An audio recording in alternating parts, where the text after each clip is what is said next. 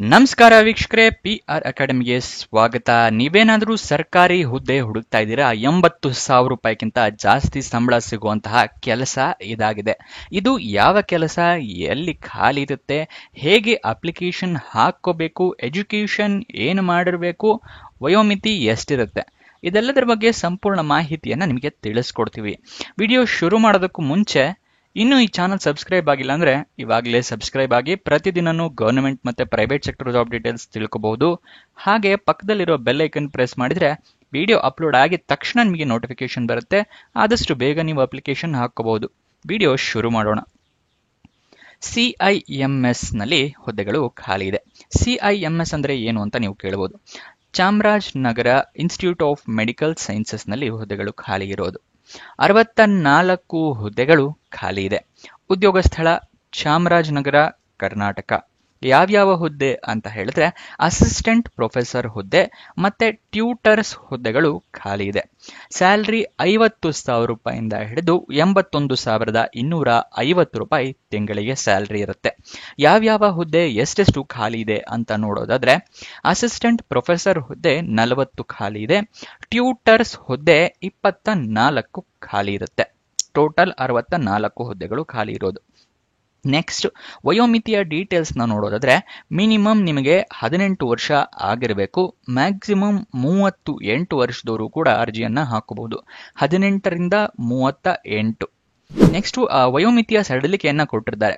ಯಾವ್ಯಾವ ಕ್ಯಾಟಗರಿಯವರಿಗೆ ಎಷ್ಟೆಷ್ಟು ವಯೋಮಿತಿ ಸಡಿಲಿಕೆ ಅಂತ ತೋರಿಸ್ಕೊಡ್ತಾ ಇದ್ದೀನಿ. SC ST ಕ್ಯಾಂಡಿಡೇಟ್ಸ್ಗಳಿಗೆ 5 ವರ್ಷದ ವಯೋಮಿತಿ ಸಡಿಲಿಕೆಯನ್ನ ಕೊಟ್ಟಿದ್ದಾರೆ. OBC ಕ್ಯಾಂಡಿಡೇಟ್ಸ್ಗಳಿಗೆ 3 ವರ್ಷದ ವಯೋಮಿತಿಯನ್ನ ಸಡಿಲಿಕೆ ಕೊಟ್ಟಿದ್ದಾರೆ. ಅಂದ್ರೆ OBC ಕ್ಯಾಂಡಿಡೇಟ್ಸ್ ಆಗಿದ್ರೆ 38 + 3 ಅಂತ ಹೇಳಿದ್ರೆ 41 ವರ್ಷದವ್ರ ತನಕನೂ ಅಪ್ಲಿಕೇಶನ್ ಹಾಕೋಬಹುದು. ಅದೇನಾದ್ರೂ SC ST ಕ್ಯಾಂಡಿಡೇಟ್ಸ್ ಆಗಿದ್ರೆ 43 ವರ್ಷದವ್ರ ತನಕನೂ ಅರ್ಜಿಯನ್ನ ಹಾಕೋಬಹುದು. ನೆಕ್ಸ್ಟ್, ಸೆಲೆಕ್ಷನ್ ಪ್ರೋಸೆಸ್ ಏನಿದೆ ಅಂತ ಹೇಳಿ ತಿಳ್ಕೊಳ್ಳೋಣ.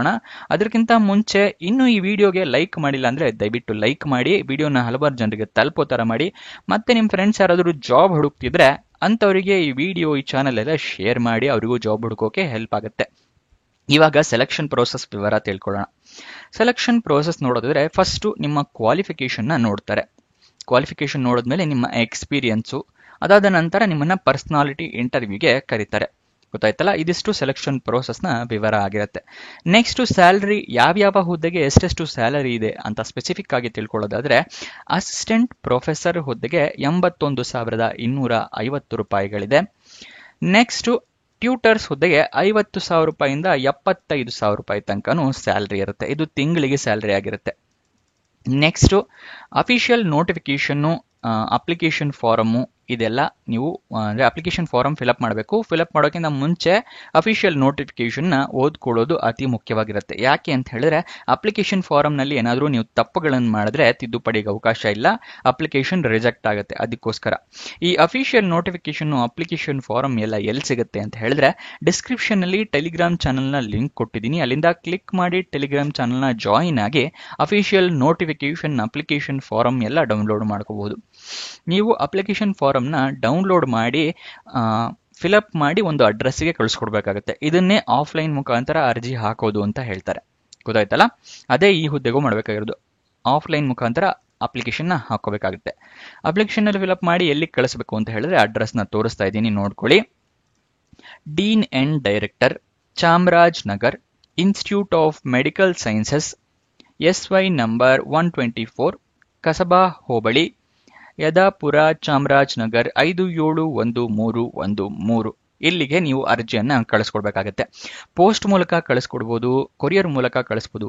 ಪೋಸ್ಟ್ ಅಲ್ಲಿ ರಿಜಿಸ್ಟರ್ ಪೋಸ್ಟ್, ಸ್ವೀಟ್ ಪೋಸ್ಟ್, ಈ ತರ ಯಾವ್ದನ್ನಾದ್ರೂ ಮಾಡಬಹುದು. ಅಥವಾ ಈ ಅಡ್ರೆಸ್ ನಿಮಗೆ ಹತ್ತಿರ ಇದೆ ಅಂತ ಹೇಳಿದ್ರೆ ನೀವೇ ತಗೊಂಡು ಹೋಗಿ ಕೂಡ ಕೊಡಬಹುದು. ಈ ಅಡ್ರೆಸ್ ಬೇಕು ಅಂತ ಹೇಳಿದ್ರೆ ಒಂದ್ಸಲ ಸ್ಕ್ರೀನ್ ಶಾಟ್ ತಗೊಳ್ಳಿ. ಅಫಿಷಿಯಲ್ ನೋಟಿಫಿಕೇಶನ್ ಅಲ್ಲೂ ಇದು ಮೆನ್ಷನ್ ಇರುತ್ತೆ. ನೆಕ್ಸ್ಟ್, ಈ ಸ್ಟೆಪ್ಸ್ ಗಳನ್ನ ಫಾಲೋ ಮಾಡಿದ್ರೆ ನಿಮಗೆ ಜಾಬ್ ಪಕ್ಕಾ ಸಿಗುತ್ತೆ. ಏನೇನ್ ಸ್ಟೆಪ್ಸ್ ಅಂತ ತಿಳಿಸ್ಕೊಡ್ತಾ ಇದ್ದೀನಿ. ಮೊದಲನೇದಾಗಿ ಮುಂಚೆನೆ ಹೇಳಿದ ಹಾಗೆ ಅಫಿಷಿಯಲ್ ನೋಟಿಫಿಕೇಶನ್ ನ ಓದ್ಕೊಳ್ಳೋದು. ಅದು ಅತಿ ಮುಖ್ಯವಾಗಿರುತ್ತೆ. ನೆಕ್ಸ್ಟ್ ಏನು ಅಂತ ಹೇಳಿದ್ರೆ ಡಾಕ್ಯುಮೆಂಟ್ಸ್ ಎಲ್ಲ ರೆಡಿ ಇಟ್ಕೊಳ್ಳಿ. ಯಾವ್ಯಾವುದು ಅಂತ ಹೇಳಿದ್ರೆ ID ಪ್ರೂಫಿಗೆ Aadhaar card, voter ID, PAN card ಈ ಥರದ್ದು ಇಟ್ಕೊಳ್ಳಿ. ಏಜ್ ಪ್ರೂಫಿಗೆ SSLC ಮಾರ್ಕ್ಸ್ ಕಾರ್ಡ್ನ ಇಟ್ಕೊಳ್ಳಿ. ಎಜುಕೇಷನ್ ಕ್ವಾಲಿಫಿಕೇಷನ್ಗೆ ನಿಮ್ಮ ಮಾರ್ಕ್ಸ್ ಕಾರ್ಡು, ಸರ್ಟಿಫಿಕೇಟ್ಸು ಅವೆಲ್ಲ ಇಟ್ಕೊಂಡಿರಿ. ರೀಸೆಂಟ್ ಪಾಸ್ಪೋರ್ಟ್ ಸೈಜ್ ಫೋಟೋಗ್ರಾಫ್ ಇಟ್ಕೊಂಡಿರಿ. ನಿಮ್ಮ ರೆಸ್ಯೂಮೇ ಇಟ್ಕೊಂಡಿರಿ, ಅಪ್ಲಿಕೇಶನ್ ಅಲ್ಲಿ ಕೇಳಿದ್ರೆ ಅಟ್ಯಾಚ್ ಮಾಡಬಹುದು. ಎಕ್ಸ್ಪೀರಿಯನ್ಸ್ ಇದ್ರೆ ಎಕ್ಸ್ಪೀರಿಯನ್ಸ್ ಸರ್ಟಿಫಿಕೇಟ್ ಇಟ್ಕೊಳ್ಳಿ. ನೆಕ್ಸ್ಟ್ ಅಪ್ಲಿಕೇಶನ್ ಫಾರಂ ಎಲ್ಲಿಂದ ಡೌನ್ಲೋಡ್ ಮಾಡ್ಕೋಬಹುದು ಅಂತ ಮುಂಚೆನೆ ಹಾಕೋಬಹುದು. ಎಲ್ಲ ಡೀಟೇಲ್ಸು ಅಪ್ಲಿಕೇಶನ್ ಅಲ್ಲಿ ಫಿಲಪ್ ಮಾಡಿದ ನಂತರ ಕ್ರಾಸ್ ವೆರಿಫೈ ಮಾಡ್ಕೊಳ್ಳಿ. ನೀವು ಅಲ್ಲಿ ಫಿಲಪ್ ಮಾಡಿರೋ ಎಲ್ಲ ಇನ್ಫಾರ್ಮೇಶನ್ ಕರೆಕ್ಟ್ ಇದೆಯಾ ಅಂತ ಹೇಳಿ. ತಪ್ಪಿದ್ರೆ ಅದನ್ನ ಒಂದು ಹೊಸ ಅಪ್ಲಿಕೇಶನ್ ಪ್ರಿಂಟ್ ಔಟ್ ತಗೊಂಡು ಫಿಲಪ್ ಮಾಡಿ. ಓಕೆನಾ.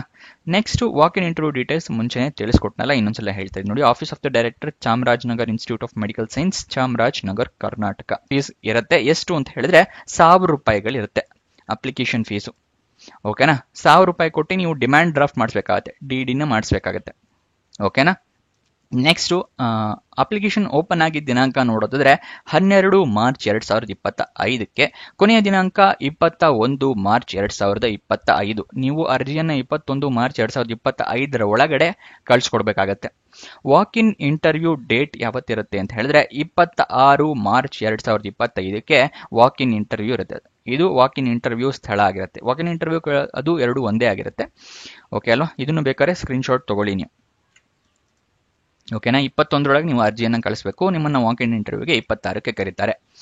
ಓಕೆನಾ. ಅಫಿಷಿಯಲ್ ವೆಬ್ಸೈಟ್ ಅಡ್ರೆಸ್ ಬೇಕು ಅಂತ ಹೇಳಿದ್ರೆ CIMSRNAGARA.karnataka.gov.in ಇದು ಅಫಿಷಿಯಲ್ ವೆಬ್ಸೈಟ್ನ ಅಡ್ರೆಸ್. ನೀವು ಗೂಗಲ್ನಲ್ಲಿ ಸರ್ಚ್ ಮಾಡಿ ಕೂಡ ಅಲ್ಲಿಗೆ ಹೋಗಿ ನೀವು ಈ ಡೀಟೇಲ್ಸ್ನ ತಿಳ್ಕೊಬಹುದು, job details. Next education qualification ಏನು ಮಾಡಿರಬೇಕು ಅಂತ ತಿಳಿಸ್ಕೊಡ್ತೀನಿ. ಅದಕ್ಕಿಂತ ಮುಂಚೆ ಇನ್ನು ವಾಟ್ಸಪ್ ಚಾನಲ್ ಜಾಯಿನ್ ಆಗಿಲ್ಲ ಅಂದರೆ ಇವಾಗಲೇ ಜಾಯಿನ್ ಆಗಿ. ಡಿಸ್ಕ್ರಿಪ್ಷನಲ್ಲೇ ಲಿಂಕ್ ಕೊಟ್ಟಿದ್ದೀನಿ. ಪ್ರತಿದಿನನೂ ಗೌರ್ಮೆಂಟ್ ಜಾಬ್ ಡೀಟೇಲ್ಸ್ ಎಲ್ಲ ಅಲ್ಲೂ ಕೊಡ್ತಾ ಇರ್ತೀವಿ. ಒಂದೊಂದ್ಸಲ ಯೂಟ್ಯೂಬ್ ನೋಟಿಫಿಕೇಶನ್ ಕಳಿಸಲ್ಲ, ಅದಕ್ಕೋಸ್ಕರ ನಾವು ವಾಟ್ಸಪ್ನಲ್ಲೂ ನಿಮಗೆ ಲಿಂಕ್ ಕಳಿಸ್ತೀವಿ. ಅಲ್ಲಿಂದ ನೋಟಿಫಿಕೇಶನ್ ಬರುತ್ತೆ. ಹಾಗೆ ಅಪ್ಲಿಕೇಶನ್ ಲಿಂಕ್ಸ್ ಎಲ್ಲ ಅಲ್ಲೇ ಕೊಟ್ಟಿರ್ತೀವಿ ಬೇರೆ ಜಾಬಿಗೆಲ್ಲ. ಇವಾಗ ಎಜುಕೇಷನ್ ಕ್ವಾಲಿಫಿಕೇಷನ್ ಏನು ಮಾಡಿರಬೇಕು ಅಂತ ತಿಳ್ಕೊಳ್ಳೋಣ. ಅಸಿಸ್ಟೆಂಟ್ ಪ್ರೊಫೆಸರ್ ಹುದ್ದೆಗೆ MD, MS ಅಥವಾ DNB ಆಗಿರಬೇಕಾಗತ್ತೆ. ಟ್ಯೂಟರ್ಸ್ ಹುದ್ದೆಗೆ MBBS ಕಂಪ್ಲೀಟ್ ಮಾಡಿರಬೇಕಾಗತ್ತೆ. ಇದು ಎಜುಕೇಷನ್ ಕ್ವಾಲಿಫಿಕೇಷನ್ನ ವಿವರ. ಎಲ್ಲ ಜಾಬ್ ಡೀಟೇಲ್ಸ್ ತಿಳ್ಕೊಂಡಿದ್ದೀರಾ ಅಂತ ಅನ್ಕೊಂತೀನಿ. ಏನೇ ಡೌಟ್ಸ್ ಅಥವಾ ಕ್ವಶನ್ಸ್ ಇರಲಿ ಕಮೆಂಟ್ ಬಾಕ್ಸ್ನಲ್ಲಿ ಕಮೆಂಟ್ ಮಾಡಿ, ನಾವು ಉತ್ತರ ಕೊಡೋದಕ್ಕೆ ಪ್ರಯತ್ನ ಮಾಡ್ತೀವಿ. ಹಾಗೆ ನೀವು ಇನ್ನೂ ನಮ್ಮ ಇನ್ಸ್ಟಾಗ್ರಾಮ್ನ ಫಾಲೋ ಮಾಡಿಲ್ಲ ಅಂತ ಹೇಳಿದ್ರೆ ಡಿಸ್ಕ್ರಿಪ್ಷನಲ್ಲೇ ಲಿಂಕ್ ಇದೆ, ಅಲ್ಲಿಂದ ಕ್ಲಿಕ್ ಮಾಡಿ ಇನ್ಸ್ಟಾಗ್ರಾಮ್ ಫಾಲೋ ಮಾಡೋದು ಮರಿಬೇಡಿ. ಜಾಬ್ ಡೀಟೇಲ್ಸ್, ಜಾಬ್ ಅಪ್ಡೇಟ್ಸ್ ಎಲ್ಲ ಅಲ್ಲೂ ತಿಳಿಸ್ತೀವಿ ರೀಲ್ ಮುಖಾಂತರ. ಅಲ್ಲಿಂದ ರೀಲ್ ಮುಖಾಂತರ ನೋಡ್ಕೊಂಡು ನಿಮ್ಮ ಫ್ರೆಂಡ್ಸ್ಗಳಿಗೂ ರೀಲ್ ಮುಖಾಂತರನೇ ಶೇರ್ ಮಾಡಬಹುದು ಇನ್ಸ್ಟಾಗ್ರಾಮ್ನಲ್ಲೇ. ಸೊ ಅದನ್ನು ಜಾಯ್ನ್ ಆಗೋದು ಮರಿಬೇಡಿ. ಇನ್ನೊಂದು ಜಾಬ್ ವಿಡಿಯೋ ಜೊತೆ ಸಿಗೋಣ. ಬಾಯ್ ಬಾಯ್.